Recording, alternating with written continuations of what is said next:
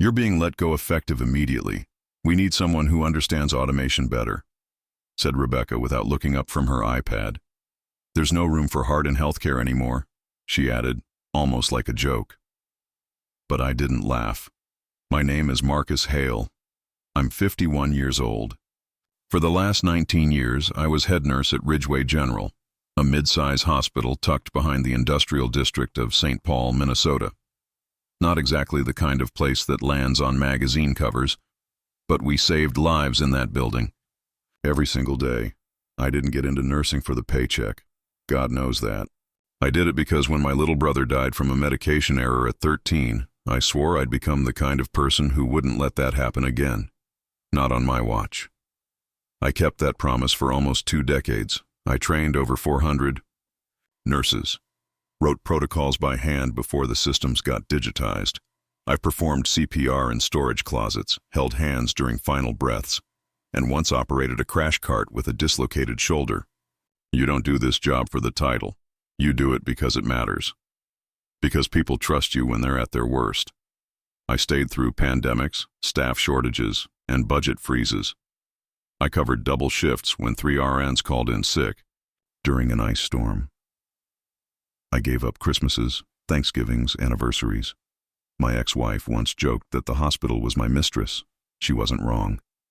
Then came Jordan Lee, new Chief Operations Officer, 35 years old, MBA from Stanford, startup, background polished loafers that never saw a drop of blood. He spoke in phrases like scalability, process redundancies, and predictive staffing models. To him, Ridgeway wasn't a hospital. It was an outdated system in need of disruption. He never once asked how we handled 4 a.m. trauma, cases with 2 nurses and no working telemetry. Never cared how we flagged sepsis faster than the algorithm could blink. He didn't know the patients' names, but I did. I always did. When he brought in MedOptics, the tech firm behind the new automated triage interface, we all knew changes were coming. We just didn't think it would happen like that. Effective immediately, he said, eyes barely flickering. We're restructuring nursing leadership to align with our automation strategy. I nodded. No fight, no drama. I just picked up my coffee mug, the one my son gave me on Father's Day back when he still thought I was a superhero, and walked out. I didn't say goodbye to anyone. Didn't leave a note. But I took something with me, something no AI or optimization software could replicate. And what they didn't know was that the clock had already started ticking, and the first warning signs were just days away. Still remember my first day at Ridgeway. The floors were dull linoleum, the walls beige with water stains near the vents. We had 1 crash cart for the entire east wing, and the call bells rang like smoke alarms with no way to mute them. It wasn't pretty, but it had a soul, one that came from people like Dr. Patel in orthopedics, and Helen, the night nurse who could calm a violent patient with just her voice. Back then, Ridgeway was a family hospital. Small, messy, and chronically underfunded, but we made it work. We didn't have metrics or KPIs. What we had were instincts, trust, and a silent agreement. No one gets left behind on your shift. I watched that hospital grow from 4 inpatient units to a full-blown trauma center. I was there when we opened the new ICU. I helped design the layout, rewrote the intake protocol, and trained every single nurse they brought in. When the hospital got its stroke certification, I was the guy who created the mock drills to prepare the team. I still have the thank you card from the state auditor tucked in a drawer somewhere. Every time there was a budget meeting or a leadership reshuffle, they'd trot me out to talk about bedside excellence and the human factor. But when the applause ended, they never stayed to hear how we did it. That was fine. I wasn't in it for the spotlight. I just wanted to make sure the next family that came through those doors didn't walk out broken the way mine had years ago. We built something real at Ridgeway. Not perfect, but real. A place where patients were known by name, where the janitor and the chief surgeon ate lunch at the same table. There was pride in that. Then came the first merger talks, then the consulting firm, then Jordan Lee, and just like that, all that history, all that heart, got replaced by dashboards and digital scorecards. The first sign was my name being removed from the shift board. No email, No conversation. Just gone. Where it used to say Marcus, lead RN, there was a blank space replaced by system assigned. At first, I thought it was a glitch in the new software, but glitches don't show up 3 weeks in a row.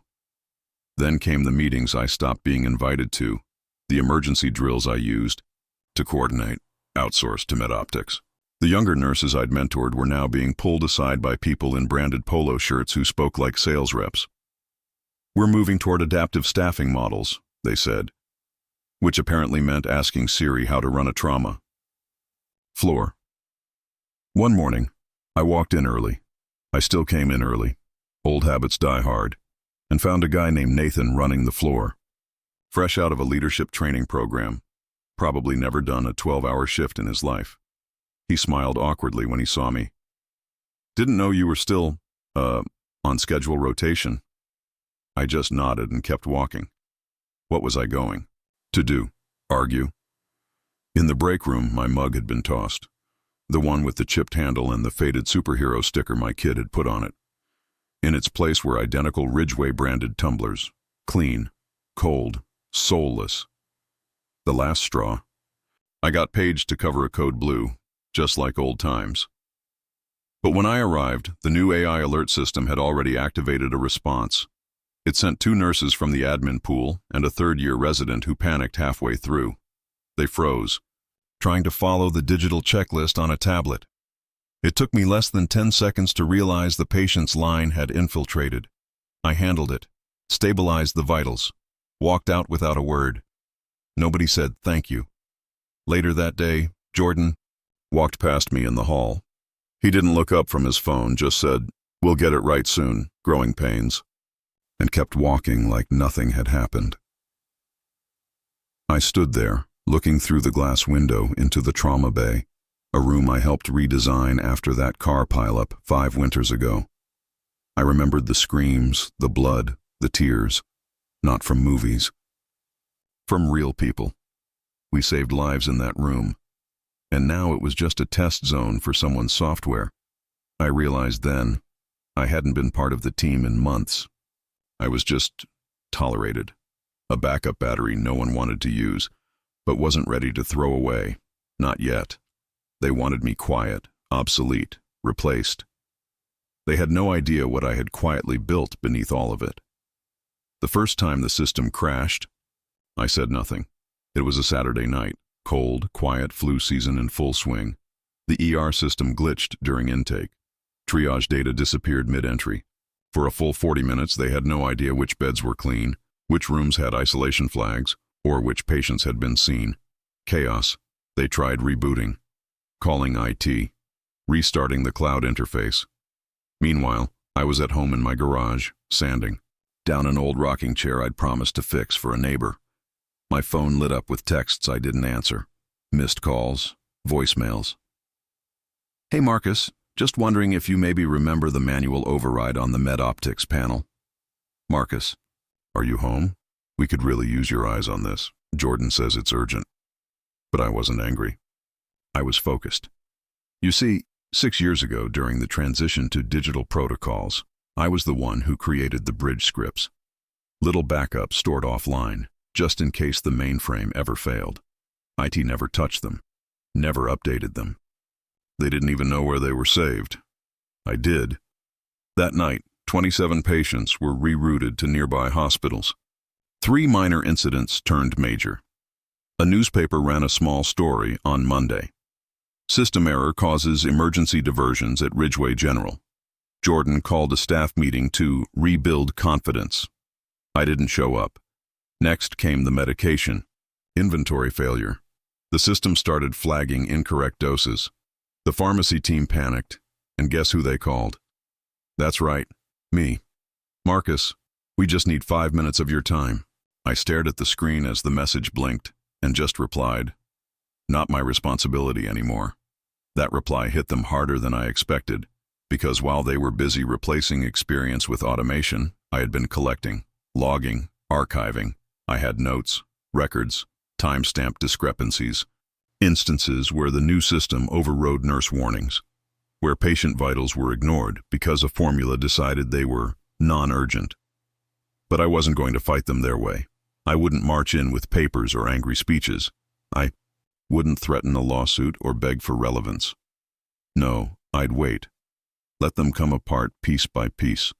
Let the polished systems unravel under the pressure of real people needing real care, not digital solutions and buzzwords. Let the young executives learn the hard way that a nurse's instincts can't be outsourced, and when they came knocking again, I'd be ready. It didn't take long. Within a month of my departure, Ridgeway had 5 critical system failures. 2 of them made the local news. One involved a medication duplication that left a diabetic patient in ICU. The other, a laboring mother sent home by the algorithm at 4 centimeters dilation, only to deliver in her car an hour later in a grocery store parking lot. The press called it a triage malfunction. The staff called it something else, the Marcus gap. Nurses started quitting. First, the older ones who were tired of being ignored. Then the new hires who realized their orientation didn't include real-world protocols, just software walkthroughs. Meanwhile, I was sitting in my new corner office at St. Bennett, training teams who actually wanted to learn. People shook my hand, listened, took notes. One intern even said, "They said you were a ghost story over there." The nurse who saw everything coming. At Ridgeway, though, it was open fire. I started receiving screenshots from old colleagues, internal memos, legal threats, disciplinary hearings. Jordan was no longer smiling in his loafers. He was ducking behind PR statements and blaming legacy system vulnerabilities. Funny, I was the legacy system. One morning I got a call from HR at Ridgeway. Not a name I recognized, must have been new. "Mr. Hale, we're reaching out because we understand you may have certain archived protocols that were in use prior to the MedOptics transition. We believe access to those could help with our current stabilization efforts." I smiled. "Oh," I said calmly. "I believe I submitted all Ridgeway-related documentation prior to my exit. If you're referring to anything stored personally, that material is proprietary to me, not company property." A pause. "Well, would you be open to consulting?" I sipped my coffee. The same mug. Still mine. I'm a bit busy helping a hospital that actually values its staff, but I appreciate the interest. They offered money. Then more. Then subtle legal threats. But here's the thing. I wasn't mad. I wasn't looking for revenge. I had already won. The real victory wasn't in watching them sink. It was standing somewhere they said I'd never be. In a place where people actually look you in the eye and say thank you. It was supposed to be a routine call. St. Bennett's legal team was reviewing a batch of hiring documents for compliance, standard HR housekeeping. That's when I got the message from the hospital's general counsel, Julia Tran. "Marcus, we need to speak, privately. It's about Ridgeway." We met that afternoon. She slid a printed report across the table. It was an internal memo. Dated 3 weeks before my termination. Confidential. Circulated between MedOptics executives and Ridgeway leadership. My name was all over it. Subject: resistance to digital implementation. Identified staff roadblocks. Recommendation: phase out Marcus Hale prior to full system launch. His influence over senior nurses could derail transition. I kept reading. There were notes about controlled messaging, exit timing for minimal backlash, even a suggestion to secure IT admin rights before severance to prevent retention of sensitive workarounds. I leaned back in my chair. So that's what it was.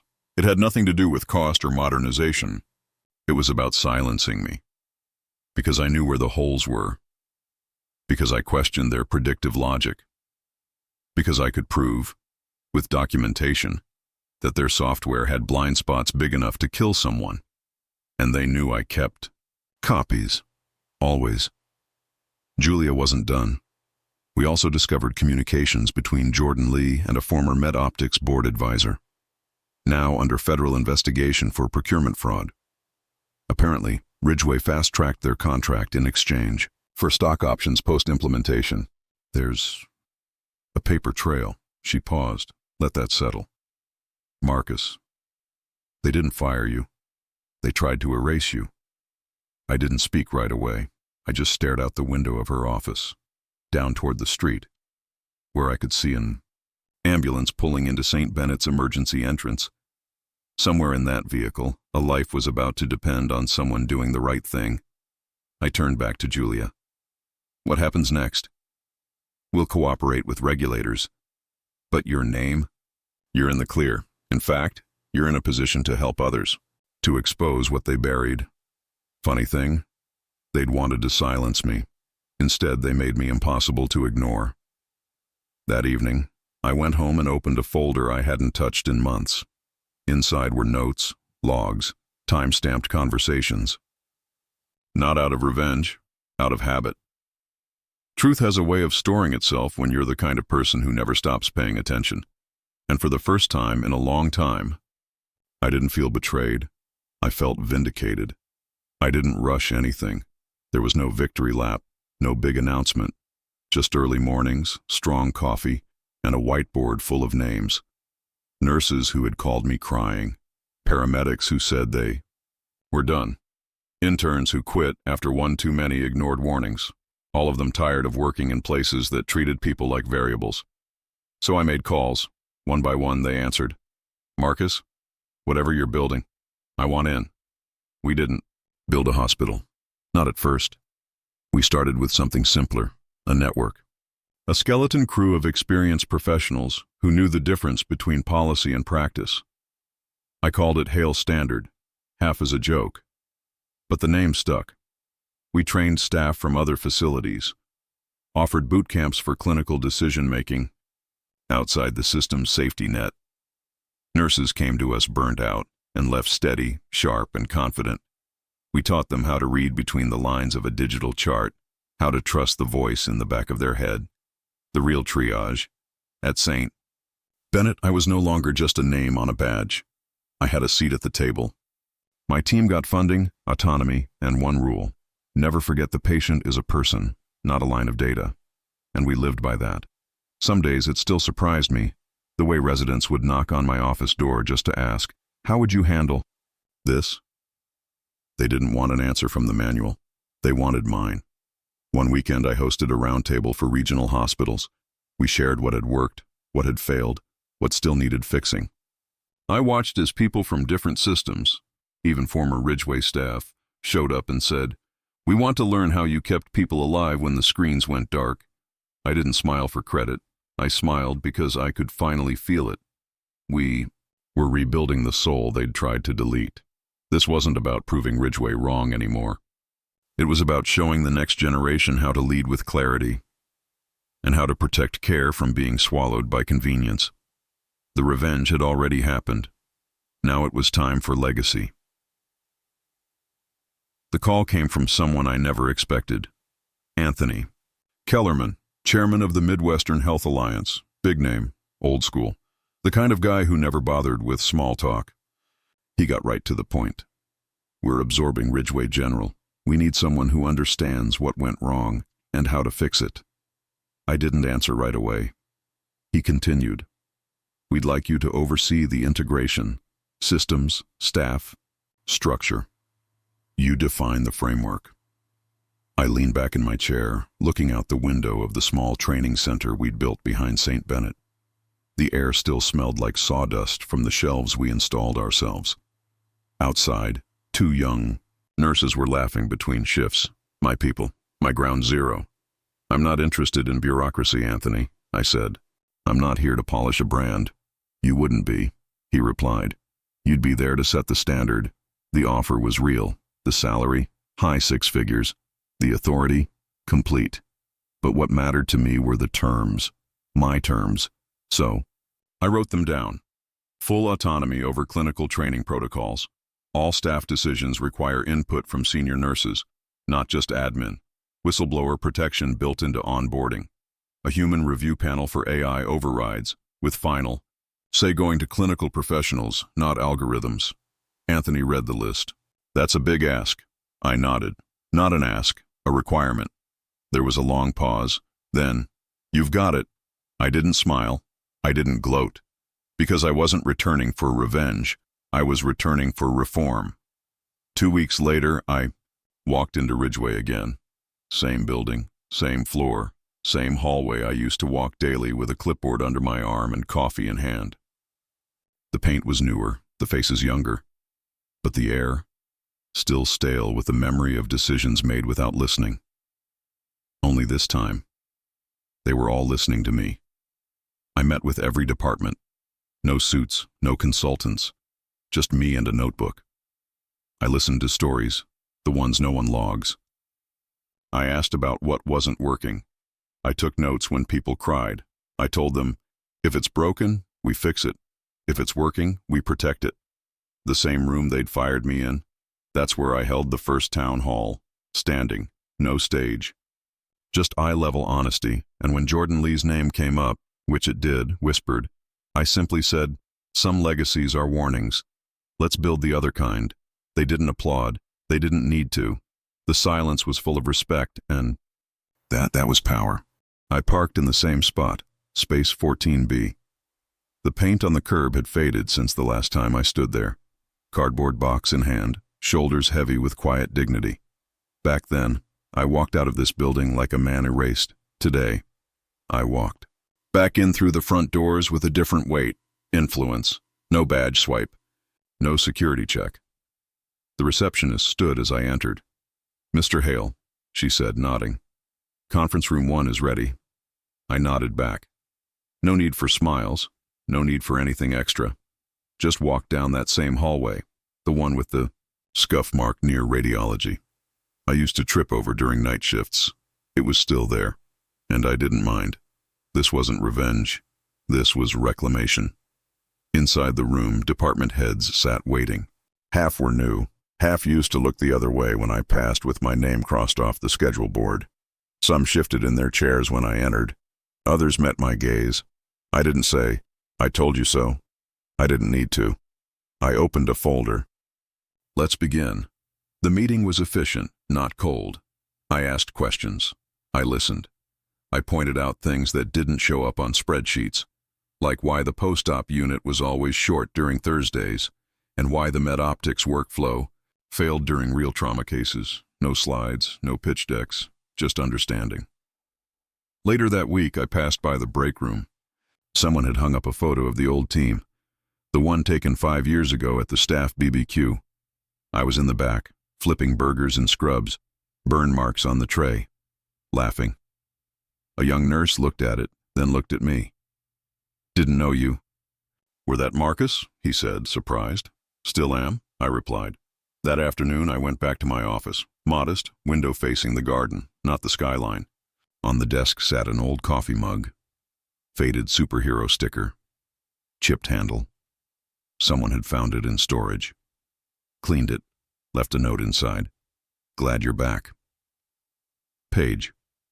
I didn't need applause, didn't need articles or interviews. The truth had spoken. The building remembered. And now, so did the people. I turned 52 last month. No party, no speech, just a quiet dinner at home, a slice of pecan pie, and Scout curled up under the table. The next morning, I walked into the training wing we'd just finished renovating. Clean walls, light gray floors, one long table in the center, 10 chairs, each one filled with someone who reminded me of, well, me. Not the version who walked out of Ridgeway broken, the version who walked back in rebuilt. Some were fresh out of school. Others were burnt out from places that chewed them up.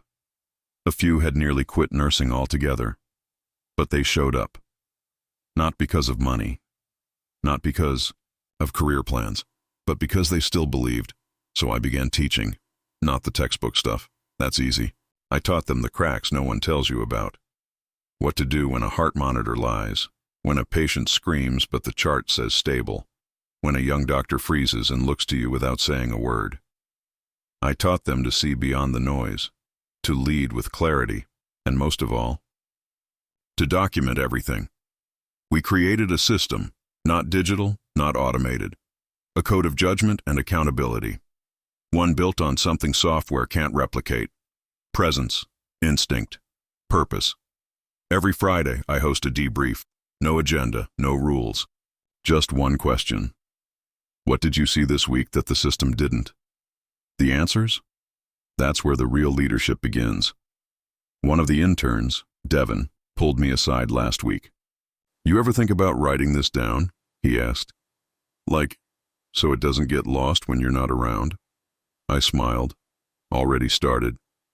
Because this isn't just my story. It's a blueprint for the ones who come next. And if I've learned anything, it's that the most powerful legacy isn't the one they write about you. It's the one you teach someone else to live. I never needed a stage. I never needed headlines, plaques, or applause in hospital lobbies. The truth, when you build the right way, with your head down and your heart steady, you don't chase recognition. You become unignorable. And with time, those who once looked through you look up to you.